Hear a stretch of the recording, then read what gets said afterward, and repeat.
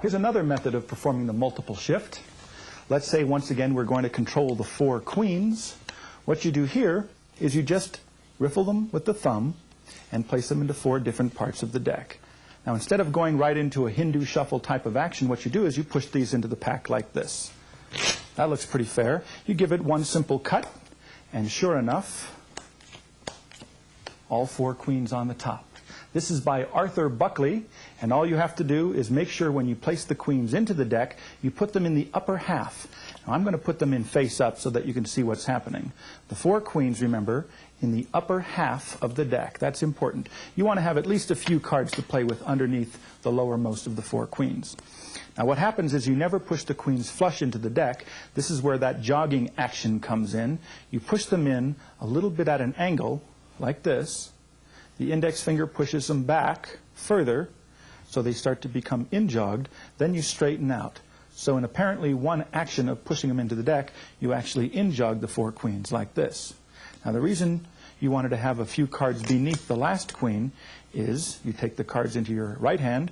The index finger pushes back on those lower cards, just like that. You strip out some of those lower cards along with the queens in one simple cut, and that brings everything up to the top. So this is the Arthur Buckley multiple shift. A good buddy, Mr. Frank Zach, he came up with a lovely touch. The same basic idea as the Arthur Buckley control, but here you can control the 4 kings, the 4 aces, or the 4 queens to the bottom of the deck.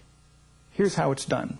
Same idea, you put the queens into 4 different parts, but because you're going to control them to the bottom, what you're going to do is put them in the lower half of the deck like that. The same action, it looks like you square them into the deck. All you do now is you just cut some of the upper cards like this onto the table, the rest of the deck like that, and you have the 4 queens now on the bottom of the deck. This is basically the same as the Arthur Buckley version, but to get them to the bottom, you do it sort of backwards. Once again, the 4 queens, 4 different parts of the deck. Remember, in the lower half, when you push them in, you do the same jogging action as before, so they end up in-jogged. So now the 4 queens are in-jogged. What you do is you hold the deck by the sides, concealing the in-jog from the audience, and then you just take some of these upper cards, bring them back, and then you pull those cards back and you strip out the queens underneath them, and you do that as the first part of a table cut. When you complete the cut, of course, you end up with the 4 queens on the bottom.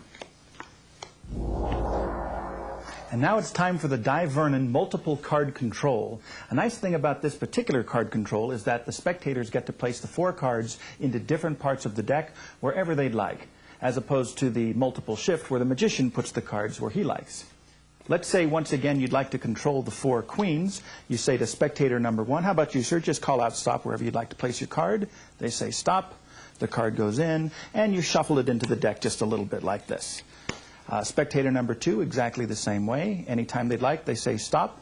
The queen goes in where they choose. You shuffle the deck once again, just like that.